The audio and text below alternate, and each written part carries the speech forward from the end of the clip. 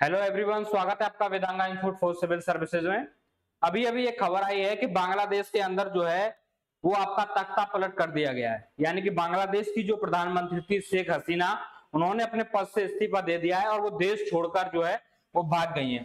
ऐसी सूचना है कि जो है वो अगरतला आई है, पहले अगरतला के बाद फिर वो इंडिया, यानी कि अगरतला इंडिया जो है, और इंडिया के बाद जो है वो लंदन चली जाएंगी। और ये तख्ता पलट इसलिए किया गया है कि काफी दिनों से बांग्लादेश के अंदर बड़ा प्रदर्शन चल रहा था आरक्षण को लेकर। हालांकि सरकार ने उसमें कुछ सुधार भी किए, लेकिन परिस्थितियां बिगड़ गई। आज बहुत ज्यादा प्रदर्शनकारी प्रधानमंत्री के जो आवास था उसको घेरा, ठीक है। 20 और लाखों की संख्या इसमें बताई जा रही थी कि लगभग 20 लाख के आसपास लोगों ने जो है वो ढाका पर एक कब्जा करने का प्रयास किया। सुरक्षा के दृष्टिकोण से सेना ने ही, वहां की सेना ने ही जो है उनको इंडिया भेज दिया और बोला कि आप इस्तीफा दे दीजिए और हम आगे कोई कार्यकारी सरकार जो है वो नियुक्त करेंगे बांग्लादेश के भविष्य को देखते हुए। देखिए, कुछ लोग इसे तख्ता पलट कह रहे हैं, खासकर इंडियन जो मीडिया है उसमें इसकी चर्चा इसलिए है कि ये तख्ता पलट ही है। देखिए, तख्ता पलट से थोड़ा सा हटके है, क्योंकि तख्ता पलट में सेना की जो इच्छा होती है वो होती है कि सेना देश पर कब्जा कर ले, सेना का जो प्रमुख है वो देश की व्यवस्थाओं को चलाने का प्रयत्न करे। लेकिन यहाँ बांग्लादेश की सेना ने ऐसा कोई प्रयास नहीं किया है। ये माना जाता है कि बांग्लादेश की जो प्रधानमंत्री है शेख हसीना, इन्हीं के रिश्तेदार हैं जो बांग्लादेश के आर्मी चीफ हैं। तो सेना ने यहाँ ऐसा कोई प्रयास नहीं किया है कि सरकार को पलट के सेना काबिज हो जाए। उन्होंने बाकायदा इस बात को कहा है कि सरकार जो है वो राजनीतिक संगठन ही चलाएंगे, पॉलिटिकल पार्टीज ही चलाएंगी, और पॉलिटिकल पार्टियों को बुलाकर नई सरकार बनाने के लिए सेना ने कहा है। ये परिस्थिति इसलिए कदम उठाना पड़ा कि बहुत ज्यादा प्रदर्शनकारी जो है वो शेख हसीना के खिलाफ जो है आवाज उठा रहे थे। लगातार लोगों की मौत हो रही थी, 300 से ज्यादा मौतें हो चुकी हैं अब तक बांग्लादेश में। पिछले ही 2-3 दिन में 90 से ज्यादा लोगों की मौत हो चुकी है। तो ये सब परिस्थितियों को देखकर बांग्लादेश की सेना ने ये डिसीजन लिया है कि उनको देश से अभी फिलहाल के लिए हटा दिया जाए, ताकि देश में शांति व्यवस्था बनाई जा सके। इसको तख्ता पलट न कहा जाए तो ज्यादा बेहतर है, क्योंकि देश हित में लिया गया एक फैसला है। ये देश की सरकार को उखाड़ फेंकने के लिए, डेमोक्रेसी को उखाड़ फेंकने के लिए कोई डिसीजन वहां की सेना ने नहीं लिया गया। इसलिए तख्ता पलट शब्द का उपयोग हमेशा एक नकारात्मक होता है, वहां की सेना पर इंजाम लगाने के लिए होता है। लेकिन मुझे नहीं लगता है कि ये बांग्लादेश की सेना ने अभी तक इस तरीके की कोई प्राथमिकता दिखाई है। उनका यही दृष्टिकोण है कि देश में शांति बनी रहे, कैसे भी करके दंगे रुके देश में। इसलिए उन्होंने शेख हसीना को बोला कि आप इस्तीफा दे दीजिए और किसी को प्रधानमंत्री बनने दीजिए।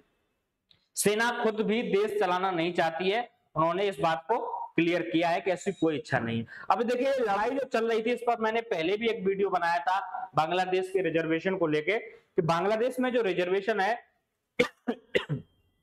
वो 30% रिजर्वेशन, यहाँ जाति के आधार पर रिजर्वेशन नहीं है। यहाँ जो रिजर्वेशन है उसमें 30% रिजर्वेशन आपका स्वतंत्रता सेनानियों के लिए, वो लोग जो बांग्लादेश की आजादी के लिए लड़े थे। 1971 का जो वॉर हुआ था इंडिया पाकिस्तान का, आपको पता है उससे पहले भी बांग्लादेश के जो नेशनल मूवमेंट चले थे वहां आजादी के लिए, जिसमें सबसे बड़ा एक चेहरा था शेख मुजीबुर रहमान, जो कि शेख हसीना के पिता थे। उनको महात्मा गांधी कहा जाता है बांग्लादेश का।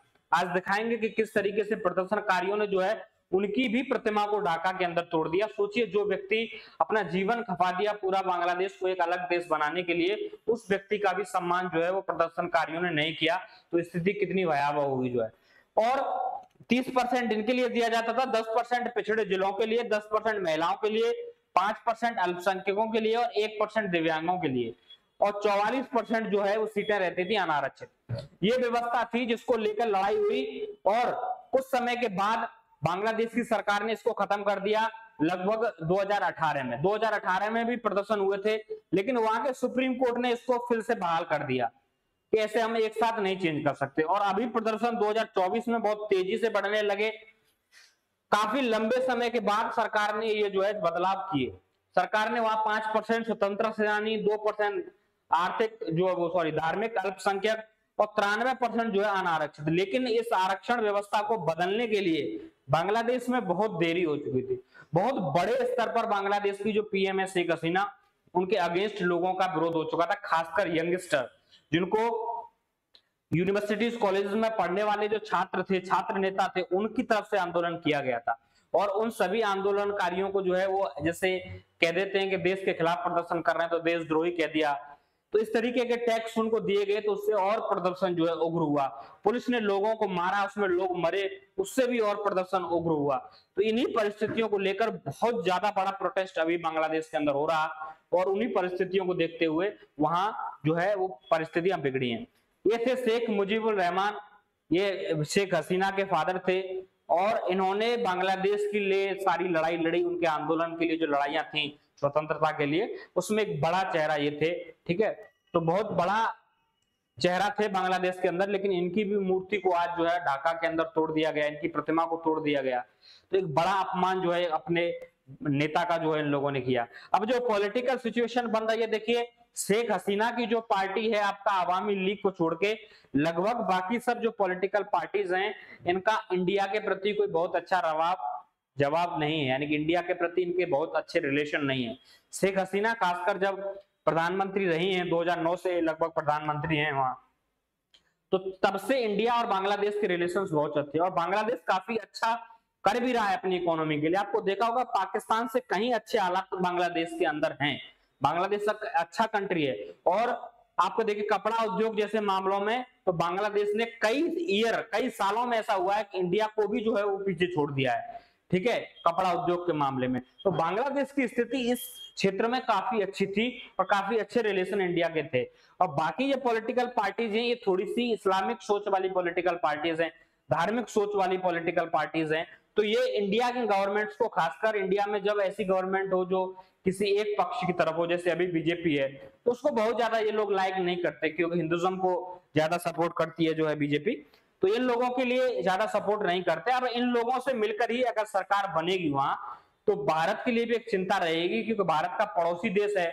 एक तो दुनिया वैसे ही युद्ध के मैदान में खड़ी है, आप देख रहे होंगे कि इजराइल और ईरान वाला है, हर पल खबर आती है कि 24 घंटे में हमला हो जाएगा, 25 घंटे में हमला हो जाएगा। तो ये सब परिस्थितियां, अगर मिडिल ईस्ट में कोई बड़ा युद्ध हो गया, वहां अगर ईरान और इजराइल के बीच में सीधा युद्ध हो गया, तो वहां परिस्थितियां और भयावह होंगी, तेल महंगा हो जाएगा, बहुत सारा व्यापार जो है वो देशों के मध्य रुक जाएगा, तो उससे एक साथ महंगाई बढ़ेगी बहुत तेजी से। और दूसरी तरफ जो सिचुएशन बिगड़ी है वो आपकी बांग्लादेश के अंदर। ठीक है, म्यांमार ऑलरेडी सैन्य शासन के अंदर चल रहा है, लेकिन इस बात की खुशी है कि बांग्लादेश की सेना ने ऐसी कोई इच्छा जाहिर नहीं की है कि वो वहां की सरकार, वहां के डेमोक्रेसी को कैप्चर करके मिलिट्री शासन जो है वो लाना चाहते हैं। उन्होंने सीधे लोकतंत्रात्मक व्यवस्था का समर्थन किया है, और उन्होंने कहा है कि हम पॉलिटिकल पार्टी से बात कर रहे हैं, वो शांति व्यवस्था बनाए रखने के लिए है, और अभी एक अंतरिम सरकार का गठन किया जाएगा, यानी कोई नेता ही जो है उसको प्रधानमंत्री बनाया जाएगा। शेख हसीना को भारत सेना ने ही भेजा है, वहां के सैनिक हेलीकॉप्टर से ही भेजा है, परिस्थितियों को देखते हुए। शेख हसीना के वहां रहते हुए परिस्थितियां शायद बिगड़ सकती थी, तो मुझे ऐसा लग रहा है कि इस परिस्थितियों को देखते हुए सेना ने एक अच्छा डिसीजन लिया है, बशर्ते कि उसको लोकतंत्र की वैल्यू पर रखे, यानी कि कोई राजनेता ही वहां का जो है वो प्रधानमंत्री पद पर आए तो ज्यादा बेहतर होगा। तो ये थी बांग्लादेश की परिस्थिति, देखेंगे आने वाले समय में क्या होगा। फिलहाल भारत बांग्लादेश की सीमा पर बहुत ज्यादा सख्ती बढ़ा दी गई है। आपको पता होगा कि कुछ दिन पहले ही 2-3 दिन हो गए बीएसएफ के डीजी और डिप्टी डीजी को हटा दिया गया था। अब नए डीजी आए हैं, वो बंगाल के दौरे पर हैं, उनको डर है कि कहीं कोई घुसपैठ ना हो बांग्लादेश की तरफ से। ठीक है, तो कोई विरोध प्रदर्शन की वजह से सुरक्षा व्यवस्था जो है वो प्रभावित ना हो। और अगरतला ये आई है तो वहां इनको भी जो है सुरक्षित रखना हमारी जिम्मेदारी है, क्योंकि हमारे यहाँ आई है इस चीज को लेकर, क्योंकि अच्छे संबंध दोनों के बीच में रहे, और अच्छे संबंधों में सबसे ज्यादा भूमिका जो है वो शेख हसीना की रही है, खासकर इस दौर में जब दुनिया पूरी युद्ध के मैदान पर खड़ी हो, एक दूसरे से लड़ने के लिए उतारू हो। तो ये परिस्थितियां थी बांग्लादेश की। तो काफी क्रिटिकल सिचुएशन इस समय बांग्लादेश में। आने वाले समय में देखेंगे कि क्या परिस्थिति बदलती हैं, तो उस पर एक नया वीडियो आप लोगों के लिए लेकर आएंगे। आज के वीडियो में बस इतना ही रहेगा, फिर मिलेंगे आपसे किसी अन्य वीडियो में। तब तक के लिए नमस्कार।